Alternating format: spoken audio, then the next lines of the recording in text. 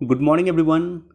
आज 15 दिसंबर 2021 है। दैनिक जागरण के राष्ट्रीय संस्करण का कंप्लीट न्यूज़ एनालिसिस करेंगे। काफ़ी इंपॉर्टेंट आज का न्यूज़ है और साथ ही साथ एक इम्पॉर्टेंट एडिटोरियल मुझे आपके साथ डिस्कस करना है और वो एडिटोरियल है जीरो बजट नेचुरल फार्मिंग। किस कॉन्टेक्स्ट में ये एडिटोरियल दिया गया है उसका भी डिस्कस मैं आपके साथ करूँगा। चलिए डिस्कशन स्टार्ट करते हैं। चारधाम परियोजना को सुप्रीम कोर्ट की हरी झंडी। देखो, इस न्यूज़ पे लगातार मैं आपके साथ डिस्कस कर रहा था और मैंने आपके साथ डिस्कस करते हुए ये भी इंडिकेट किया था कि इस तरह की परियोजना को जो रोकना है उस रोकने में कहीं न कहीं अंतर्राष्ट्रीय साजिश भी होती है। परियोजना को रोका कैसे जाता है? परियोजना को रोका इसलिए जाता है कि एनजीओ को फंड किया जाता है विदेश से और वो एनजीओ सर्वोच्च न्यायालय में जाते हैं और किसी न किसी कॉन्टेक्स्ट में उस परियोजना को रोकने का काम करते हैं। अच्छा, इससे बेनिफिट किसको होता है? परियोजना को रोकने से बेनिफिट किसको होता है? परियोजना अगर रोकेगा तो उससे बेनिफिट होगा अमेरिका जैसे देश को, ब्रिटेन जैसे देश को। चूँकि ये परियोजना का अगर निर्माण हो रहा है तो उससे कार्बन इमिशन होगा और कार्बन इमिशन को रोकने के लिए विकसित देश हम लोगों पे दबाव डालता है, भारत जैसे देश पे दबाव डालता है। और हम लोगों का कहना है कि आप लोग जो है पिछले 300 वर्ष से निर्माण काम कर रहे हैं, आप लोग ऑलरेडी विकसित हो चुके हैं, हमें आज़ाद हुए अभी 70 वर्ष ही हुआ है, तो हमें पहले अपने आप को डेवलप करने दें, अपने इंफ्रास्ट्रक्चर को डेवलप करने दें, उसके बाद हम लोग जो है कार्बन एमिशन पे भी अच्छे से काम करेंगे। तो एक तो विकसित देशों की कॉन्स्पायरेसी होती है और दूसरा कहीं ना कहीं चाइनीज़ की भी कॉन्स्पायरेसी है, क्योंकि चार धाम परियोजना अगर बन जाता है तो हमारी कनेक्टिविटी इतनी सुदृढ़ हो जाएगी कि हम जो उत्तराखंड है, बेसिकली चारधाम परियोजना उत्तराखंड में ही बन रहा है और उत्तराखंड के अगर ये मान लो उत्तराखंड की बाउंड्री है, इधर भारत है इधर चाइना है, तो चाइना अपने यहाँ इंफ्रास्ट्रक्चर का निर्माण कर चुका है। चाइना की मिलिट्री कभी भी आएगी तो वो आराम से पहुँच सकती है उत्तराखंड बाउंड्री के पास और हम पे आक्रमण उत्तराखंड के थ्रू कर सकती है। लेकिन भारत ने अभी तक निर्माण नहीं किया इधर। भारत ने अपने क्षेत्र में, यानी जो हमारी चीन के साथ सीमा लगती है उत्तराखंड में, वहाँ पर निर्माण नहीं किया था। राइट। तो एक तरह से चीन की कॉन्स्पायरेसी है। चीन भी नहीं चाहता है कि उत्तराखंड के क्षेत्र में भारत निर्माण करे, इसलिए वो विदेश से कहीं न कहीं एनजीओ को फंड देता है। अच्छा, ये मैं नहीं बोल रहा हूँ, ये गृह मंत्रालय का रिपोर्ट बोल रहा था। गृह मंत्रालय के रिपोर्ट के तहत एनजीओ को 49,000 करोड़ रुपया रिसीव हुआ है और ये पैसा कहीं न कहीं भारत के विकास कार्यों में बाधा डालने के लिए उपयोग किया जाता है और ये पैसा मूलतः विकसित देश और चाइना जैसे देश भारत में प्रोपोगंडा फैलाने के लिए या चाबहार जैसे निर्माण परियोजना को रोकने के लिए किया जाता है। किस कॉन्टेक्स्ट में किया जाता है ऑलरेडी मैंने डिस्कस किया आपके साथ। इस टॉपिक पे पर्टिकुलर जो टॉपिक मैं चर्चा कर रहा हूँ कि एनजीओ के माध्यम से किस तरह से देश के विकास काम को बाधा डाला जाता है, इस पर मैंने एक एडिटोरियल डिस्कस किया था आज से 10 दिन पहले।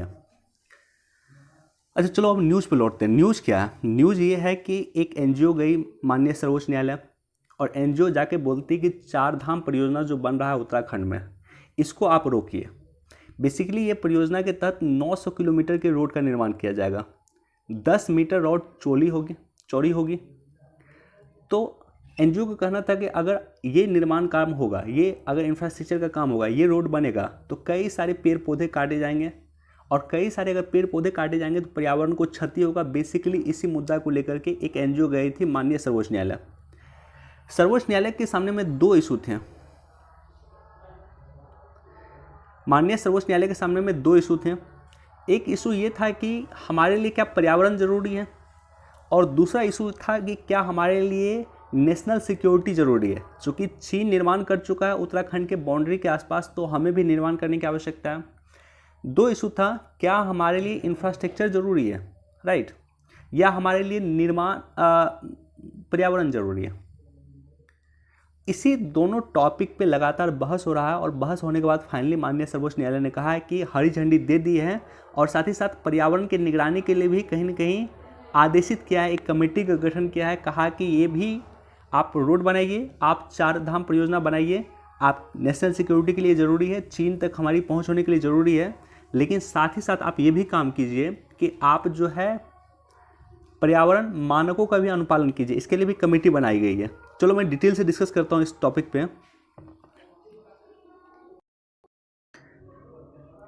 ओके, चारधाम परियोजना बेसिकली 4 तीर्थ स्थलों को जोड़ेगा और ये तीर्थ स्थल हैं बद्रीनाथ, केदारनाथ, गंगोत्री और यमुनोत्री। यहाँ की कनेक्टिविटी को स्ट्रॉन्ग करेगा, यहाँ की कनेक्टिविटी को सुधारेगा। लगभग ऐसा कहा जा रहा है कि लगभग 10 मीटर चौड़ी सड़क का निर्माण किया जाएगा ये चारों धाम को कनेक्ट करने के लिए। और ये चारों धाम कहाँ हैं? तो लगभग चीन के बाउंड्री के आसपास है, इसलिए हमारी चीन के साथ जो बाउंड्री है वो भी कनेक्ट हो पाएगी।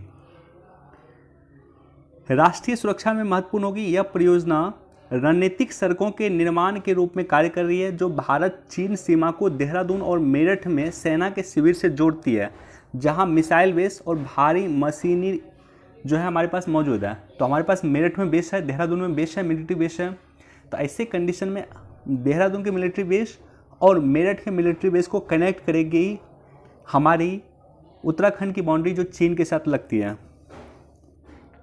इसका निर्माण उत्तराखंड राज्य लोक निर्माण विभाग, सड़क निर्माण विभाग और राष्ट्रीय राजमार्ग और बुनियादी अवसंरचना विकास लिमिटेड NHIDCL के द्वारा किया जा रहा है। बेसिकली 899 किलोमीटर की लंबी ये सड़क होगी। लगभग 900 किलोमीटर मान लो कि सड़क ये होगी।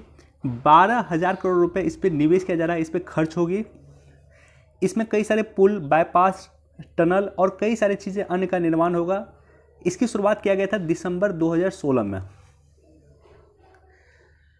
अब देखो पर्यावरण चिंताएं क्या है, इसको लेकर के, इन्वायरमेंट के लेकर के क्या चिंताएं हैं। पहला चिंता यह है कि इस परियोजना में लगभग 55,000 पेड़ों के साथ साथ 690 हेक्टेयर वनों का नष्ट होगा। तो 55,000 पेड़ कटेंगे, 690 हेक्टेयर वन का नाश होगा और अनुमानित 20 मिलियन क्यूबिक मीटर मिट्टी को प्रभावित कर सकता है ये। सड़कों के विस्तार में पेड़ों की कटाई होगी, वनस्पति उखड़ेगी, जैव विविधता और क्षेत्रीय पारिस्थितिकी के लिए भी एक खतरनाक साबित हो सकता है। तो इसके लिए माननीय सर्वोच्च न्यायालय ने दोनों को बैलेंस किया है। उन्होंने कहा है कि पर्यावरण भी हमारे लिए ज़रूरी है और हमारे लिए ज़रूरी है नेशनल सिक्योरिटी भी। लेकिन दोनों में अगर कंपेयर किया जाए तो नेशनल सिक्योरिटी हमारे लिए अधिक इंपॉर्टेंट है कंपेयर टू पर्यावरण। लेकिन उन्होंने पर्यावरण को भी तजुर्बा दी है और एक समिति का सजेशन किया है कि ये समिति का आप निर्माण कीजिए और ये समिति पर्यावरण के मुद्दों पे आपको सजेस्ट करने का कोशिश करेगी। आप रोड भी बनाइए और साथ ही साथ पर्यावरण की देखरेख भी कीजिए। तो एक तरह से कह सकते हो बैलेंस्ड अप्रोच लेकर के चला है माननीय सर्वोच्च न्यायालय। फिलहाल 8 लाख की सालाना आय वाले को ही EWS के कोटे में हकदार। जिस तरह से OBC में कोटा होता है, OBC में क्रीमी लेयर होता है, नॉन क्रीमी लेयर होता है। अगर आप OBC में आए, नॉन क्रीमी लेयर में है, तभी आपको आरक्षण का लाभ मिलेगा। और नॉन क्रीमी लेयर के लिए आपके पारिवारिक आमदनी जो है 8 लाख रुपये जो है से अधिक होना चाहिए। ये 8 लाख रुपये से कम होना चाहिए नॉन क्रीमी लेयर के लिए। तो इसी तरह का कुछ प्रोविजन किया गया है EWS कोटे में। EWS कोटे में अगर आपको आरक्षण चाहिए तो ऐसी कंडीशन में आपकी पारिवारिक आय, सालाना आय 8 लाख रुपए से कम होनी चाहिए।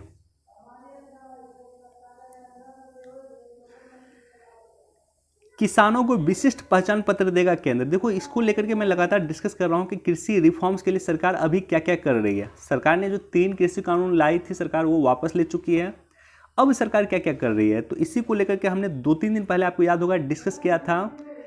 डॉक्टर SS जोहल की अध्यक्षता में 1986 में और 2002 में कृषि विविधीकरण को लेकर के एक रिपोर्ट आई थी कि कृषि का किस तरह से विविधीकरण किया जाए, कृषि का किस तरह से विस्तार किया जाए। विविधीकरण मतलब होता है कि एक साथ कई अन्य कृषि को उपजाया जाना या नई नई कृषि प्रौद्योगिकी को उपजाया जाना, नई नई जो है एग्रीकल्चर प्रोडक्ट को उत्पाद किया जाना। तो इसको लेकर के 1986 में और साथ ही साथ 2002 में भी डॉक्टर SS जोहल की अध्यक्षता में समिति गठन किया गया था जो कृषि विविधीकरण को लेकर के अपनी रिपोर्ट दी थी। अब सरकार कृषि विविधीकरण को लेकर के काम कर रही है। सरकार दलहन और तिलहन के आयात बिल कम करना चाहती है। सरकार दलहन और तिलहन पे काफ़ी तजुर्बा दे रही है। इसको लेकर के भी बिजनेस पेज पे एक न्यूज़ मुझे डिस्कस करना है आपके साथ कि तिलहन के लिए सरकार क्या क्या कर रही है।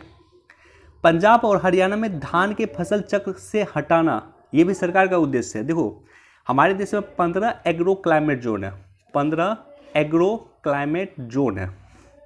एग्रो क्लाइमेट जोन का मतलब होता है कि जो जोन खेती, जिस पर्टिकुलर खेती के लिए है वही खेती उस पर्टिकुलर जगह होना चाहिए। मतलब एक जोन है, मान लो एक इन्वायरमेंट का जोन है, एक इकोलॉजी का जोन है, एक क्लाइमेट का जोन है। उस क्लाइमेट के जोन पे क्या चीज़ की खेती हो सकती है उसी को कहा गया agro climate zone. 15 total agro climate zone है। एक एग्जाम्पल से मैं आपके सामने में रखता हूँ। पश्चिम बंगाल, हमारा वहाँ पे धान की खेती अच्छी हो सकती है। वहाँ का क्लाइमेट धान के लिए काफ़ी उपयुक्त है। वहाँ पे गंगा का निचला क्षेत्र है, वो धान के लिए काफ़ी उपयुक्त जगह है। हरियाणा पंजाब धान के लिए बिल्कुल उपयुक्त नहीं है, लेकिन गेहूं के लिए बहुत उपयुक्त जगह वो। तो एग्रो क्लाइमेट जोन का मतलब है कि जो हमारा पंजाब हरियाणा, वहाँ गेहूं की खेती होना चाहिए, वहाँ धान की खेती नहीं होना चाहिए। जैसा कि आप सभी को ज्ञात है कि धान की खेती के लिए पानी की अधिक आवश्यकता होती है, और पंजाब में ग्राउंड वाटर काफ़ी कम हो गया है, चूँकि पंपिंग सेट के माध्यम से वो लोग पानी निकालते थे। तो इसलिए पंजाब और हरियाणा से धान की खेती को हटाना भी ये उद्देश्य है। इससे कई सारे इसका फ़ायदा होगा। इसका फ़ायदा तो दिल्ली एयर पोल्यूशन को लेकर के जो हम देखते हैं वर्तमान में, एयर पोल्यूशन दिल्ली का काफ़ी कंट्रोल होगा, क्योंकि जो पराली जलाने की वर्तमान में घटना चल रही है अभी, जिसके कारण दिल्ली गैस चैम्बर के रूप में तब्दील हो जाता है, दिल्ली में एक्सट्रीम पॉल्यूशन होता है, वो पराली का भी रीजन पंजाब और हरियाणा के क्षेत्र में धान उगाया जाना है। और वहाँ के क्लाइमेट जोन के अनुसार भी ये उपयुक्त नहीं है कि धान का खेती वहाँ पे किया जाए। तो वहाँ पे धान की खेती जो पंजाब हरियाणा में किया जाता है, उससे वहाँ का पॉल्यूशन क्रिएट होता है, ग्राउंड वाटर नीचे जाता है, दिल्ली का एयर पोल्यूशन क्रिएट होता है, और साथ ही साथ मृदा पोल्यूशन, सॉयल पोल्यूशन भी क्रिएट होता है। अब देखो इस न्यूज़ में लौटते हैं। इस न्यूज़ में क्या है? इस न्यूज़ में है कि सरकार किसानों को विशिष्ट आईडी कार्ड देगी। जिस तरह से आधार कार्ड दी है, जिस तरह से हम देख रहे हैं मेडिकल हेल्थ कार्ड भी सरकार देगी लोगों को, उसी तरह से जो किसान है उसको विशिष्ट आईडी कार्ड मिलेगा। और वो जो किसान का आईडी कार्ड होगा, उस आईडी कार्ड के माध्यम से किसान यूरिया प्राप्त कर सकेंगे। किसान सरकार से जो भी अन्य सुविधाएं सरकार से मिल रही है, सरकार से जो मान लेते हैं किसान मान धन योजना के तहत जो 2,000 रुपये मिल रहे हैं, या 6,000 रुपये एक साल के जो मिल रहे हैं, वो सारी की सारी सुविधा उससे मिल पाएगी। तो इससे क्या होगा कि जो एग्जैक्टली किसान है, सरकार का फ़ायदा एग्जैक्ट किसान के पास जा पाएगा। अभी के समय में बहुत सारे बिचौलिया के अकाउंट में भी पैसा प्रधानमंत्री कृषि मानधन योजना के तहत चला जाता है। तो इसका काफ़ी सारे फ़ायदा इसका होगा। निश्चित तौर पे हमारे एग्रीकल्चर रिफॉर्म्स का एक यह पार्ट आप इसको कह सकते हैं।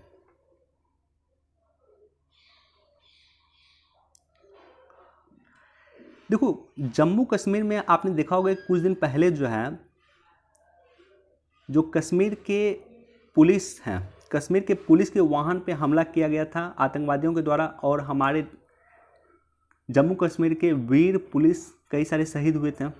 उसके बाद सरकार जगी है और सरकार ने कहा है कि अब बुलेट प्रूफ वाहन से पेट्रोलिंग करेंगे। जो जम्मू कश्मीर के पुलिस है, मैं सेना की बात नहीं कर रहा हूँ, मैं जम्मू कश्मीर के पुलिस की बात कर रहा हूँ। पुलिस पे हमला हो रहा है, और पुलिस जो है अब पेट्रोलिंग जो करेंगे वो बुलेट प्रूफ वाहन से करेंगे। निश्चित तौर पे एक अच्छा कदम है जम्मू कश्मीर के लिए। 6 माह में बच्चों का टीका देगा सीरम इंस्टीट्यूट। सीरम इंस्टीट्यूट ने कहा है, और सीरम इंस्टीट्यूट जो ये है आदर पूना वाला, सीरम इंस्टीट्यूट के जो फाउंडर हैं उनके बेटे हैं। अभी वर्तमान में सीरम इंस्टीट्यूट लगभग यहीं देखते हैं, साइरस पूना वाला के बेटे हैं। और सीरम इंस्टीट्यूट विश्व का सबसे बड़ा वैक्सीन मैन्युफैक्चरिंग हब है। विश्व का सबसे बड़ा वैक्सीन मैन्युफैक्चरिंग कंपनी है, जो भारत के ही पूना में अवस्थित है, राइट।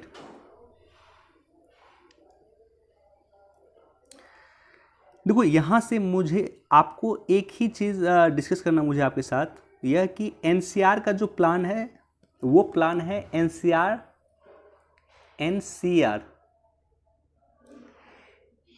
2032 तक एनसीआर को डेवलप करना है। इसी के लिए एनसीआर 2032 प्लान है। एनसीआर का मतलब होता है नेशनल कैपिटल रीजन। दिल्ली का क्षेत्र तो दिल्ली का क्षेत्र है, लेकिन जो नोएडा का क्षेत्र आता है, जो गुड़गांव का क्षेत्र आता है, फरीदाबाद हो गया, गाजियाबाद हो गया, ये सब दिल्ली एनसीआर का पार्ट है, राइट। दिल्ली में ये नहीं आता है, दिल्ली कैपिटल ये नहीं आता, दिल्ली राज्य में ये नहीं आता है, लेकिन दिल्ली से बाहर का ये क्षेत्र है, लेकिन ये एनसीआर का पार्ट होता है। दिल्ली एनसीआर का पार्ट है। गाजियाबाद हो गया, चाहे नोएडा हो गया, गुड़गांव हो गया, ये सारा का सारा पार्ट है। फरीदाबाद हो गया, ये सारा का सारा पार्ट है दिल्ली एनसीआर का। और इसके लिए जो प्लान है 2032 तक इसे डेवलप करना है। वनडे एग्जाम में पूछा जा सकता है एनसीआर 2032।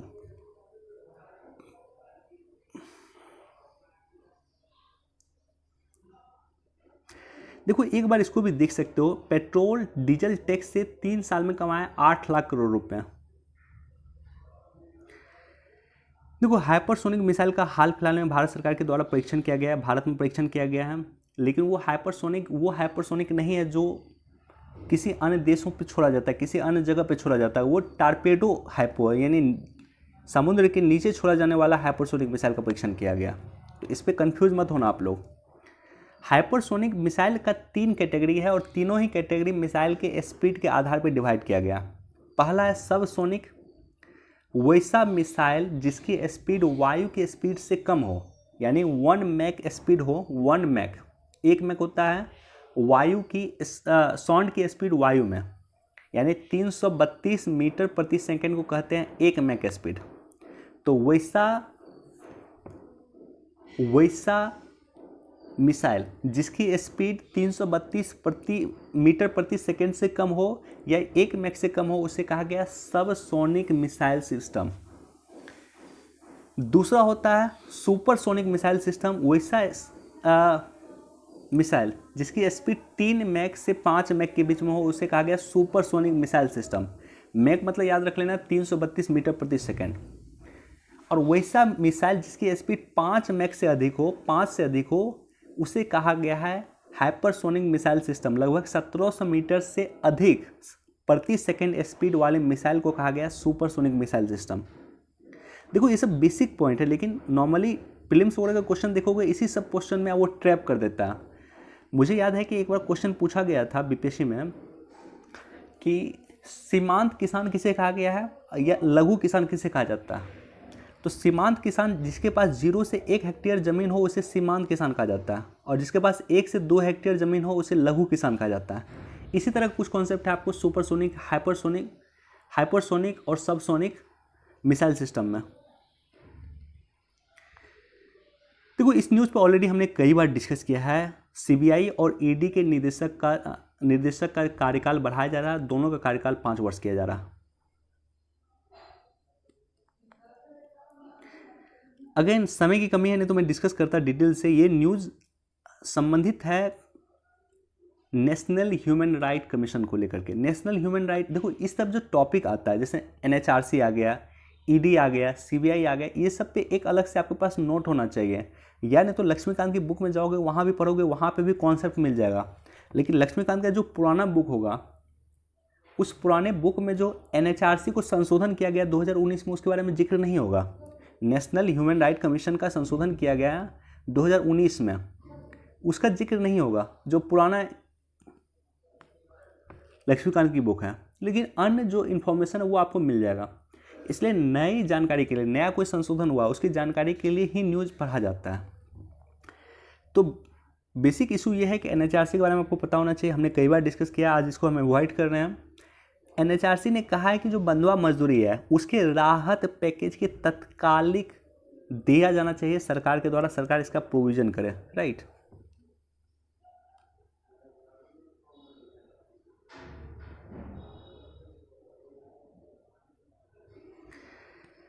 देखो मैं बिहार से हूँ, थोड़ा सा लिबर्टी में ले रहा हूँ इस टॉपिक पे डिस्कस करने के लिए। थोड़ा सा मैं लिबर्टी लूँगा इस पर, क्योंकि मैं बिहार से हूँ। बिहार में एक जगह है सीतामढ़ी। सीतामढ़ी आपको मिथिलांचल का पार्ट है। और नॉर्मली अगर आप देखोगे दूसरी जगह तो भगवान राम की पूजा हर जगह होती है। अगर आप मान लो इंडिया के विभिन्न कोनों से मुझे सुन रहे हो, भगवान राम की हर जगह पूजा होती है। लेकिन जब बिहार आप आओगे और ख़ास करके मिथिलांचल का क्षेत्र, तो मिथिलांचल के क्षेत्र में जो है हमारे यहाँ क्या होता है कि प्रेम से भगवान को गाली दिया जाता है, भगवान राम को गाली दिया जाता है, राइट। राम सीता की जो शादी होती है उसमें भगवान राम को गाली दिया जाता है। हमारे मिथिलांचल का ये कॉन्सेप्ट है बेसिकली। तो मिथिलांचल जो है, मिथिलांचल का ही पार्ट है सीतामढ़ी, और सीतामढ़ी में माँ सीता का जो है घर है। इनफैक्ट उनका जन्म हुआ था सीतामढ़ी में ही। इसलिए जो है सीतामढ़ी को भी डेवलप किया जाना चाहिए। बिहार सरकार से लगातार मांग होती है कि सीतामढ़ी को भी उसी तरह से डेवलप किया जाए जिस तरह से अयोध्या डेवलप हो। बिहार में अगर आप देखोगे कि टूरिस्ट का बहुत ज़्यादा स्पॉट है, टूरिस्ट का बहुत बिहार में स्कोप है। भगवान बुद्ध का जन्म और इसकी शुरुआत बिहार से हुई है, महावीर की शुरुआत हुई है, माँ सीता की शुरुआत हुई है। तो उसी तरह से जिस तरह से अयोध्या में टेम्पल बना, उसी तरह से टेम्पल बिहार में भी सीतामढ़ी बनना चाहिए, ताकि टूरिज़्म के लिए बिहार जो भी लोग मान लो अयोध्या घूमने के लिए आएंगे, वो लोग कम से कम सीतामढ़ी भी घूमने के लिए आएंगे, ताकि जिस तरह से अयोध्या में टूरिज्म डेवलप हो रहा उसी तरह से टूरिज्म डेवलप होगा कहीं ना कहीं सीतामढ़ी में। तो इस पे मुझे लगता है बिहार सरकार को काम करना चाहिए।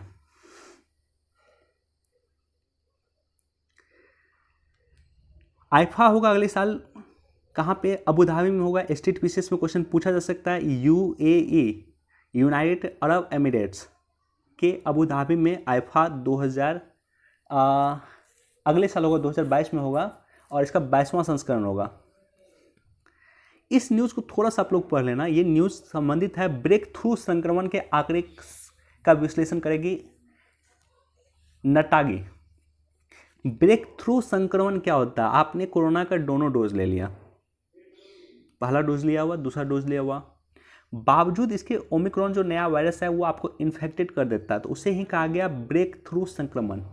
और इसको लेकर के जो आंकड़ा है उसका विश्लेषण कौन करेगी? नटागी करेगी। कब? नटागी विश्लेषण करेगी और विश्लेषण करके डिसाइड करेगी कि कितने लोग ऐसे हैं जो कोरोना का दोनों वैक्सीन लिया हुआ था, बावजूद इसके उसे कोरोना का नया संक्रमण हो गया, और अगर उन्हें संक्रमण हो जाता है तो बूस्टर डोज का व्यवस्था किया जाएगा। ये चर्चा इस न्यूज़ में किया गया। अगेन चारधाम परियोजना के बारे में पूरा डिटेल है, यहाँ पे एक बार आप लोग देख लेना।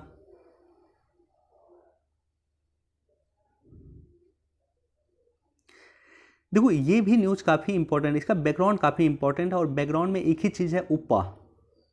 अगर मान लेते हैं कि कई सारे लोग जो है कश्मीर में लेकर के अराजकता फैलाते हैं, चाहे वो बिहार से बैठ के फैलाए, यूपी से फैलाए, असम से फैलाए, केरल से फैलाए, कर्नाटका से फैलाए, कहीं से भी आप फैला रहे हो।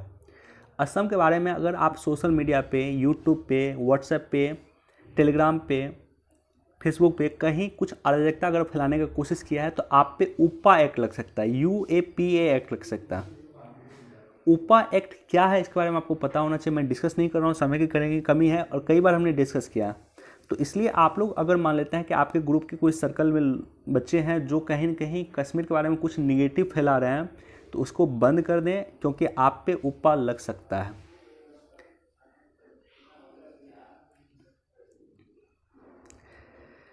थोक महंगाई दर रिकॉर्ड स्तर पे कितना गया है? 14.23%। थोक महंगाई दर इस बार गया है 14.23%।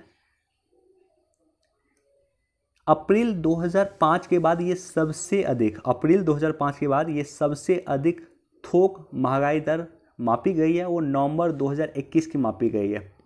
यानी 16 वर्ष में सबसे अधिक थोक महंगाई दर मापी गई है, वो नवंबर 2021 में मापी गई है। अब देखो अप्रैल 2014 में आरबीआई ने मुद्रास्फीति के लिए प्रमुख मापक के रूप में CPI का यूज करना शुरू किया, कस्टमर प्राइस इंडेक्स का करना शुरू किया।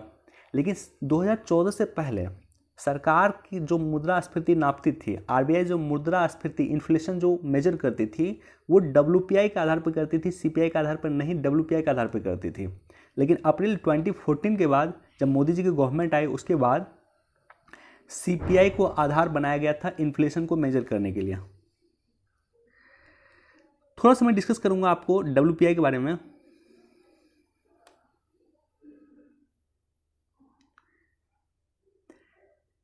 यह भारत में सबसे अधिक इस्तेमाल किया जाने वाला इन्फ्लेशन इंडिकेटर है। इसे वाणिज्य और उद्योग मंत्रालय के द्वारा, देखो CPI जो होता है, CPI को मेजर किया जाता है CSO के द्वारा, लेकिन WPI को जो मेजर किया जाता है वो वाणिज्य और कमर्शियल मिनिस्ट्री के द्वारा, यानी वाणिज्य मंत्रालय के द्वारा WPI को मेजर किया जाता है। इनमें घरेलू बाजार में थोक बिक्री के पहले बिंदु में किए जाने वाले सभी लेन देन को शामिल किया जाता है। थोक मूल्य सूचकांक मतलब होता है थोक वस्तु जो होता है, होलसेल प्राइस जो होता है, उसके आधार पे इन्फ्लेशन को मेजर किया जाता है। बेसिकली यही इशू है। सबसे अधिक इंपॉर्टेंट आपको याद रख लेना, डायरेक्टली यही पूछता है कि CPI की रिपोर्ट कौन प्रकाशित करती है, तो CSO करती है। WPI की रिपोर्ट कौन प्रकाशित करती है, तो वो करती है वाणिज्य मंत्रालय। ADB ने एशियाई विकास बैंक, जिसका हेडक्वार्टर मनीला में है, फिलीपींस की राजधानी मनीला में ADB का हेडक्वार्टर है। ADB ने 2021-22 में भारत का जो GDP ग्रोथ है वो 10% अनुमान किया था, और अब इसे घटा करके वो कर दिया है 9.7%। वनडे एग्जाम में पूछा जा सकता है, UPSC क्वेश्चन इस तरह से नहीं पूछेगी।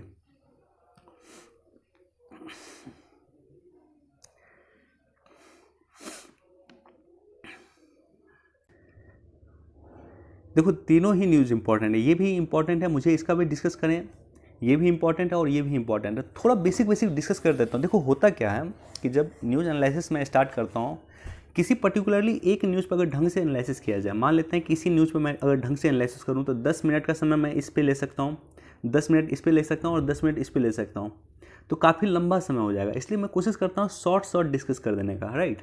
और जब कोई न्यूज़ इंपॉर्टेंट आएगा काफ़ी, या मैं कहूँ कि उस न्यूज़ का पहले मैं डिस्कस नहीं किया हूँ या पहली बार उस न्यूज़ के बारे में डिस्कस कर रहा हूँ, तो उस पर ज़्यादा समय ले लेता हूँ। अदरवाइज कोशिश करता हूँ कि जल्दी यानी 1 से 2 मिनट के अंदर किसी पर्टिकुलर न्यूज़ पे डिस्कस करते हुए मैं आगे बढ़ जाऊँ।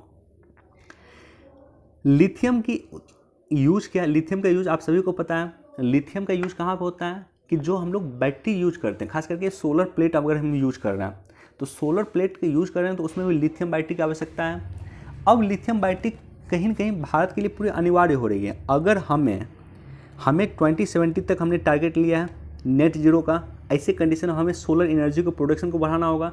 सोलर एनर्जी के प्रोडक्शन को बढ़ाने के लिए हमें लिथियम आयरन की ज़रूरत है। और लिथियम बैटरी की ज़रूरत इसलिए भी है चूँकि हम तेल मंगाते हैं, ऑल्टरनेट एनर्जी हमें क्रिएट करना। हमें तेल का जो मंगाते हैं, सऊदी अरब से मंगाते हैं, अमेरिका से मंगाते हैं, सबसे अधिक तेल हम इराक से मंगाते हैं। तो तेल जो मंगा रहे हैं उसका ऑल्टरनेट क्रिएट करने के लिए हमें लिथियम की ज़रूरत है, लिथियम आयरन की ज़रूरत है या लिथियम बैटरी की ज़रूरत है। तो अब देखो, अगर हम ऐसा कर लेते हैं तो प्रत्येक वर्ष हम जो है 2 से 2.5 लाख करोड़ रुपए का तेल आयात कम करेंगे। अगर हम लिथियम की कैपेसिटी बढ़ा देते हैं तो 2 से 2.5 लाख करोड़ रुपए सोचो हमें कम निवेश करना होगा, यानी जो पैसा हमारा 2 से 2.5 लाख करोड़ रुपए विदेश चला जाता था वो बच जाएगा। तो इसी के लिए सरकार ने लिथियम आयरन बैटरी के उत्पादन के लिए सरकार 2018-19 में 1.23 अरब डॉलर की लिथियम बैटरी का सरकार ने आयात किया था। लिथियम बैटरी का आयात 2014-15 की तुलना में 2018-19 में 6 गुना बढ़ गई थी। और साथ ही साथ नीति आयोग की रिपोर्ट के अनुसार इलेक्ट्रिक वाहन की आवश्यकता हेतु जो इलेक्ट्रिक वाहन हम यूज करेंगे उस इलेक्ट्रिक वाहन में भी लिथियम आयरन बैटरी की ज़रूरत होती है। तो इलेक्ट्रिक वाहन जो है 2030 तक इलेक्ट्रिक वाहन की आवश्यकता हेतु 6 से 9 लाख रुपए करोड़ की लिथियम बैटरी की आवश्यकता होगी। हमें इलेक्ट्रिक वाहन पे डिपेंड होना है, हमें इलेक्ट्रिक वाहन को आगे बढ़ाना है, उसके लिए हमें लिथियम बैटरी की ज़रूरत है। और इसके लिए 6 से 9 लाख करोड़ रुपए की लिथियम बैटरी हमें परचेज करना पड़ेगा, हमें खरीदना होगा। तो क्यों ना हम ऐसा करें कि लिथियम आयरन के लिए या लिथियम बैटरी के लिए जहाँ पर पर्टिकुलरली खदान है उसी खाद्यान्न को हम परचेज कर लेते हैं। जो अयस्क का खाद्यान्न, लिथियम अयस्क जहाँ से हमें उत्पादन होता है वहीं डायरेक्टली हम उसी खाद्यान्न को परचेज कर लें, खरीद लें। खाद्यान्न कहाँ है? तो ये खाद्यान्न कहीं ना कहीं ऑस्ट्रेलिया में भी है। ऑस्ट्रेलिया के खाद्यान्न पे किसका कब्जा था? या ऑस्ट्रेलिया के खाद्यान्न से जो निकालता था लिथियम वो निकालता था चीन। अभी ऑस्ट्रेलिया और चीन की तनातनी चल रही है, ऐसे कंडीशन में उसका फ़ायदा भारत को मिलेगा। भारत ऑस्ट्रेलिया के साथ बातचीत कर रहा है कि वो जो खदान है, वो जो माइंस है, लिथियम माइंस है जो ऑस्ट्रेलिया में है, उसकी अनुमति दे भारत को ताकि भारत वहाँ से माइनिंग कर सके। हमें रॉ मटेरियल मिल जाएगा तो हमें जो है लिथियम बैटरी खुद से हम बनाना शुरू कर देंगे। और खुद से बनाना शुरू कर देंगे तो हम विदेश पे जो डिपेंड हैं इसके आयात पे, वो हम लोग सेल्फ डिपेंड हो पाएंगे। तो बेसिक यही न्यूज़ है। अब इसी को मैं थोड़ा सा एलोबरेट इसको किया जा सकता है, इसको और मेंस में और पर्सपेक्टिव से इसको लिखा जा सकता है।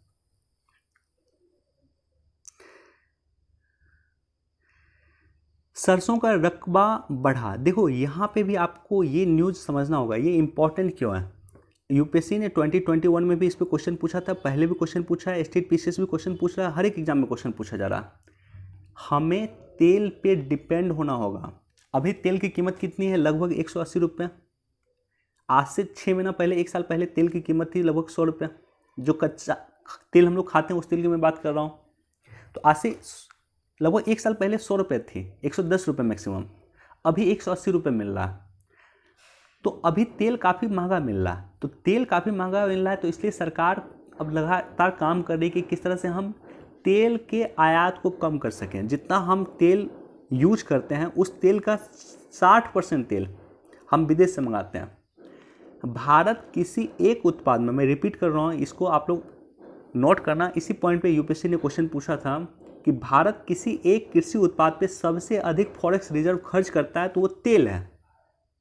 भारत तेल में सबसे अधिक फॉरेक्स रिजर्व को खर्च करता है। तो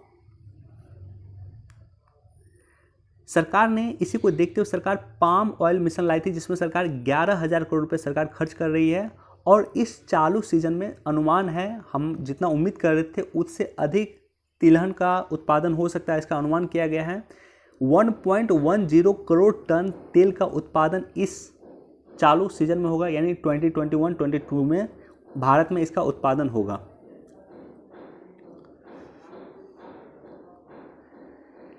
एनबीएफसी पे और नकेल कसेगी। देखो, एक प्रॉम्प्ट करेक्टिव एक्शन होता है, पीसीए होता है, प्रॉम्प्ट करेक्टिव एक्शन होता है। ये नॉर्मली आरबीआई अपनाता है। किसके लिए आरबीआई अपनाता है? ये वाणिज्यिक बैंक के लिए, एसबीआई के लिए, अन्य बैंक के लिए। मान लेते हैं कि अगर आप एसबीआई से लोन लेते हो, एसबीआई से आपने लोन लिया, आप पहले महीना में आप ऋण नहीं चुका पाए, दूसरे महीना में ऋण नहीं चुका पाए, तीसरे महीना में आप इंटरेस्ट नहीं चुका पाए, तो उसके बाद वो एनपीए बन जाता है। अब उससे पहले एनपीए को किस तरह से एनपीए बनने से रोकें, इसके लिए क्या होता है कि कुछ नीति अपनाया गया। जैसे अगर आप पहले महीने मान लेते हैं कि पैसा आप नहीं दे पाते हैं, ऋण नहीं दे पाते हैं 30 दिन के अंदर, तो ऐसे कंडीशन में आपका अकाउंट जो मेंशन हो जाएगा वो हो जाएगा स्पेशल मेंशन अकाउंट 0 में। अगर 30 दिन से 60 दिन के बीच आप इंटरेस्ट नहीं दे पाते हैं तो ये हो जाएगा स्पेशल मेंशन अकाउंट 1 में, और 60 दिन से 90 दिन तक आप ऋण नहीं दे पाते हैं तो स्पेशल मेंशन अकाउंट 2 के अंतर्गत ये रजिस्टर्ड हो जाएगा। इस तरह से ये रजिस्ट्रेशन होता क्यों है? ऐसा नहीं है कि स्पेशल मेंशन अकाउंट 1 हो गया या 0 हुआ या 2 हुआ तो आपका अकाउंट को ब्लॉक कर दिया जाएगा या एनपीए हो जाएगा, ऐसा नहीं है।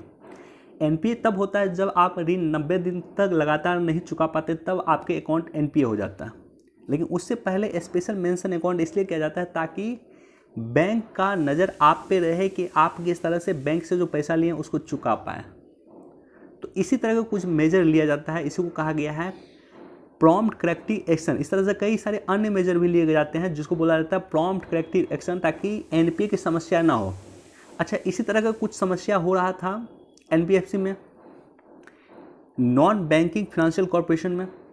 उसी समस्या को दूर करने के लिए एनबीएफसी में भी अब प्रॉम्प्ट करेक्टिव एक्शन का प्रयोग किया जाएगा, आरबीआई इसका प्रयोग करेगी।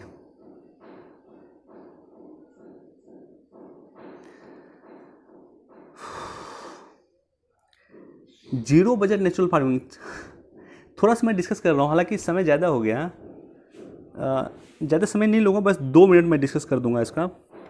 हालांकि मैंने सोचा था इस पर डिटेल से डिस्कस करूँ, लेकिन मैं डिटेल से इस पर चर्चा बाद में कर दूंगा। जीरो बजट नेचुरल फार्मिंग, अच्छा अभी चर्चा में क्यों है पहले ये देखो। अभी चर्चा में इसलिए है कि 16 दिसंबर 2021 को गुजरात के आनंद में जीरो बजट नेचुरल फार्मिंग को लेकर के एक समिट का आयोजन किया जा रहा है। पहली बार पहला summit zero budget natural farming को लेकर किया जा रहा है 16 दिसंबर 2021 को गुजरात के आनंद में। इसलिए चर्चा में, इसलिए आज ये न्यूज़ आया है, इसलिए एडिटोरियल आया है। कल भी हालांकि जीरो बजट नेचुरल फार्मिंग पे हमने डिस्कस किया था। गुजरात के राज्यपाल हैं आचार्य देवव्रत, जिन्होंने हिमाचल के राज्यपाल रहते हुए हिमाचल में काफ़ी काम किया था जीरो बजट नेचुरल फार्मिंग को लेकर के। इसी तरह से आंध्र प्रदेश ने 2024 तक का टारगेट लिया है, 2024 तक वो अपने यहाँ पूरी तरह से जीरो बजट नेचुरल फार्मिंग को लागू कर देंगे। Basic information. अब देखो, जीरो बजट नेचुरल फार्मिंग का जो बेसिक इशू है, बेसिक यह है कि जो आपके यहाँ कीटनाशक का प्रयोग हो, आपके यहाँ अन्य चीज़ का प्रयोग हो, किसी भी तरह का आपके मार्केट से कोई परचेज नहीं करना पड़े, इसलिए इसे कहा गया जीरो बजट। यानी आप कीटनाशक खुद से बनाइए, आप जो है खाद्यान्न खुद से बनाइए, अन्य चीज़ आप खुद से बनाइए और उसके बाद खेती कीजिए, इसलिए इसे कहा गया zero budget natural farming.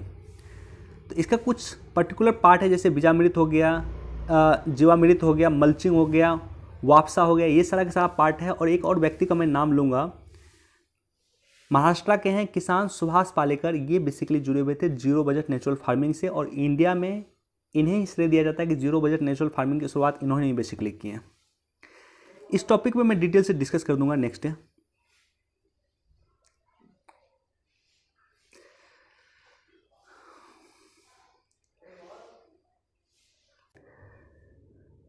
Okay, समय काफ़ी हो गया, इसको आप लोग एक बार पढ़ लेना, इस टॉपिक को भी एक बार पढ़ लेना, इसको भी एक बार आप लोग देख सकते हैं, ये भी एक बार आप लोग देख सकते हैं।